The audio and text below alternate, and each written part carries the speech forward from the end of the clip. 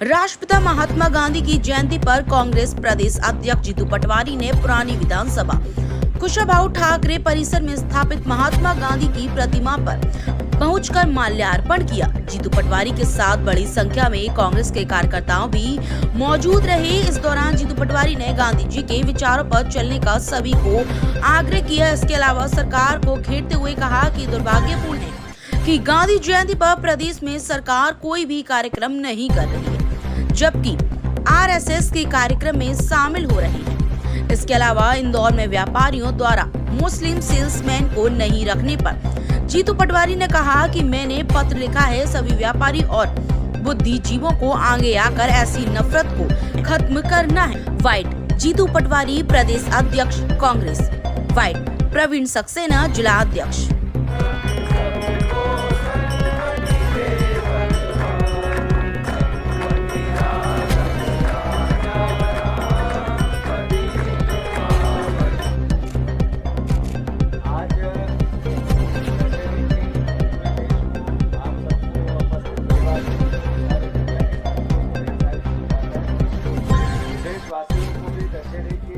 ढेर सारी शुभकामनाएं।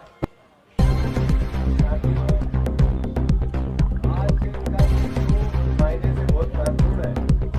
एक, बुराई पर सच्चाई की जीत, असत्य पर सत्य की जीत और रावण की अहंकारी बुराइयों का दशहरे का आज पालन करते हैं। उसमें भगवान राम की मर्यादा है। भगवान राम का दिखाया हुआ पूरे भारत को, पूरी धरती को, मानव जाति को और एक एक जन को, जो जीव जंतु है, प्रकृति है, अलग अलग प्रकार से कई सभ्यताएं आपके जीवन आधारित है, उसको लेकर दशहरे के पर्व का बहुत बड़ा भारतवर्ष में भी दुनिया भर में। दूसरा महत्व है, आज महात्मा गांधी जिन्होंने पूरी दुनिया को काल में ये एहसास कराया कि हिंसा से कितना बड़ा भी जंग हो वो जीती जा सकती है। अहिंसा एक ऐसी ताकत, ऐसा हथियार है जो कितने भी बड़ी अहंकारी शक्ति को हरा सकता है। एक तरफ भगवान राम है, दूसरी तरफ महात्मा गांधी। आदरणीय लाल बहादुर शास्त्री जी का भी आज पावन पर्व है। इनको हम याद करते हैं। काम करने की शैली, उनका देश में एक पहचान दिलाता राजनीतिक कार्यकर्ताओं को बनाने वाले परिवार। साथियों, सबसे बड़ी महत्वपूर्ण एक और घटना आरएसएस, जिसके 100 साल पूरे हो गए और मैं मानता हूँ कि आज महात्मा गांधी की हत्या करना भारतीय जनता पार्टी की सरकार का मध्य प्रदेश में सत्ता पर बैठना और फिर गांधी जी के इस पवित्र दिन पे गांधी जी की जयंती सत्ता में बनाना, इसका एहसास दिलाता है। ये एहसास दिलाता है कि सत्य, अहिंसा और जो बंधुत्व की भावना है, जो महात्मा गांधी ने प्रेम, प्यार, मोहब्बत की बात की, उसका वास्ता आज की सत्ताधारी दलों से नहीं। मैं मानता हूँ ऐसे में आपकी हमारी जिम्मेवारी बन जाती है। एक तरफ आज ही अखबार में आया है कि 368 लोगों के पास देश का 1,67 लाख करोड़ रुपया पहुंच गया है, यानी 40% धन देश का केवल 368 लोगों के पास है। एक तरफ 81 करोड़ लोग सरकारी राशन पे, पीछे के 50 जिम्मेवारियों को बता रही है। राहुल गांधी जी लोग ये बात करते थे कि 2 भारत बन रहा है, तो सत्य साबित हो रहा है। राहुल गांधी जी ने कहा, एक अमीरों का भारत, एक गरीबों का भारत। गरीबों का भारत ये महसूस कराता है कि 81 करोड़ लोग, लगभग 90 करोड़ लोगों को सरकारी सहायता से अपने परिवार को जीवन यापन में अपना संसाधन एकत्रित करने पड़ते हैं। और 1% धन 50 करोड़ लोगों के पास है, जो पीछे से गरीब और मिडिल क्लास है। ऐसे ही 368 लोगों के पास, संस्थानों के पास 167 लाख करोड़ रुपए की संपत्ति, देश की 40% संपत्ति इसका मायना ये है कि देश का 70% धन सिर्फ 10% लोगों के पास है और बाकी देश गरीब है। आज किसान परिवार हाहाकार मचा रहे हैं, गरीब महंगाई की यातनाओं से एक तरह से यातना भोग रहा है। एक हमारा परिवार का बेटा बेरोजगार है, उसके कारण परेशान, परिवार परेशान, नशे में की ओर अग्रसित हो रहा है, एक तरह से नशे की ओर आकर्षित हो रहा है। ऐसी भावनाएं हैं तो देश को आने वाले समय में कांग्रेसियों को आगे बढ़नी पड़ेगी। इस संकल्पवादी में मैं फिर से सभी परिवार के साथियों को दशहरे की ढेर सारी शुभकामनाएं देता हूँ और भगवान राम से भारतीय जनता पार्टी के सद्बुद्धि दे कि महात्मा गांधी के विचार को आत्मसात करें। इस जयंती के दिन उनके चरणों में भी अगर नमन करेंगे तो मैं समझता हूँ आज के इस पवित्र दिन के दिन अगर उनके चरणों में भी नमन करेंगे तो उनका सम्मान बढ़ेगा मिलेगा। तो मैं आज बड़े दुख के साथ मुझे ये बात कहनी पड़ रही है।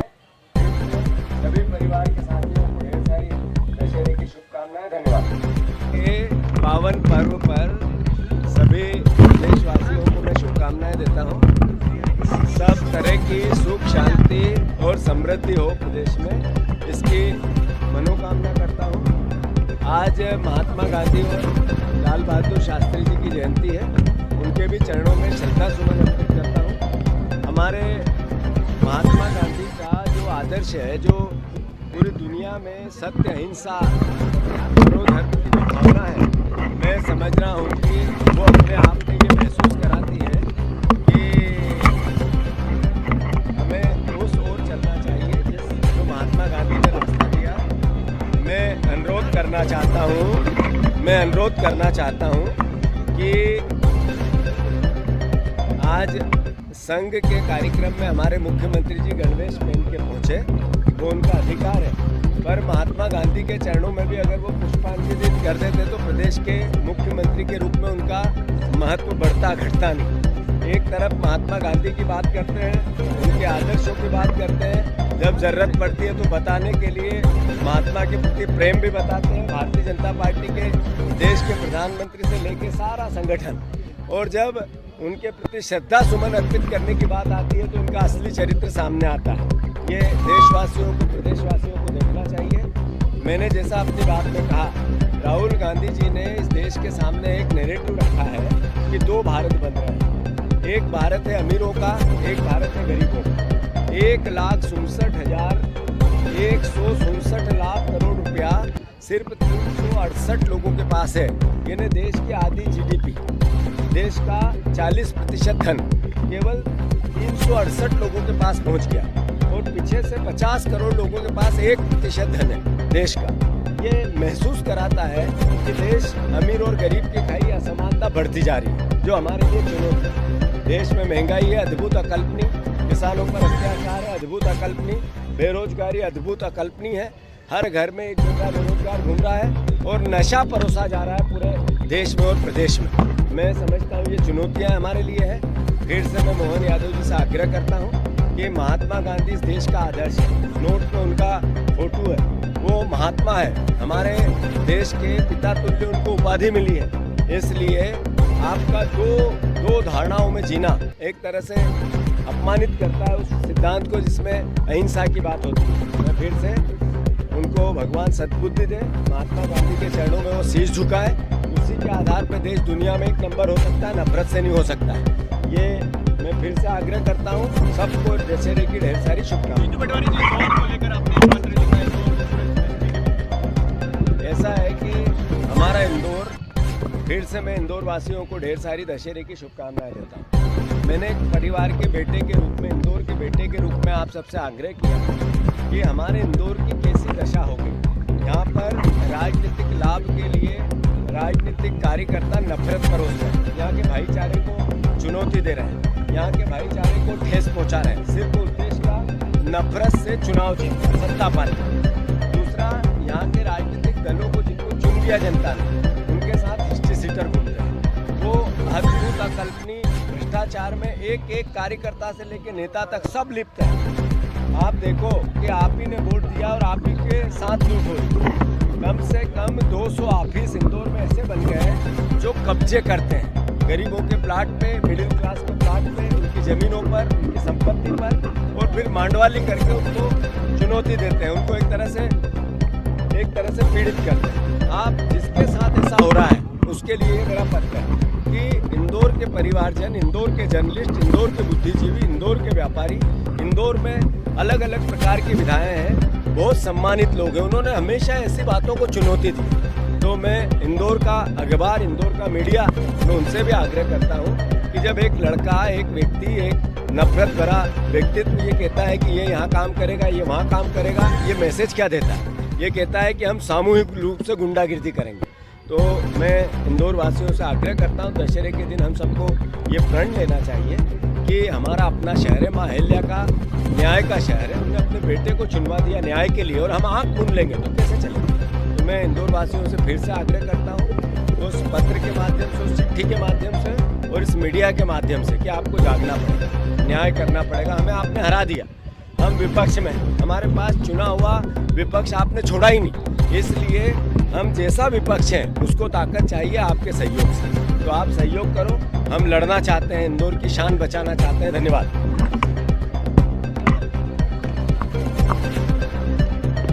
आज राष्ट्रपिता महात्मा गांधी जी और पूर्व प्रधानमंत्री लाल बहादुर शास्त्री जी की जयंती है। इस अवसर पर आज मध्य प्रदेश कांग्रेस कमेटी के प्रदेश अध्यक्ष परम आदरणीय जीतू पटवारी जी मिंटो हॉल के सामने जो गांधी जी की प्रतिमा है उस पर, और मिंटो हॉल के सामने चौराहे पर जो लाल बहादुर शास्त्री जी की प्रतिमा है, यहाँ पर आकर पुष्पांजलि अर्पित करी और उनके द्वारा बताए हुए रास्ते पे चलने के प्रण को दोहराया। निश्चित तौर पर आज दशहरा का भी त्यौहार है, तो मैं आपके चैनल के माध्यम से भोपाल वासियों को और मध्य प्रदेश के पूरे प्रदेशवासियों को और देशवासियों को दशहरे की बहुत बहुत ढेर सारी शुभकामनाएं देता हूं।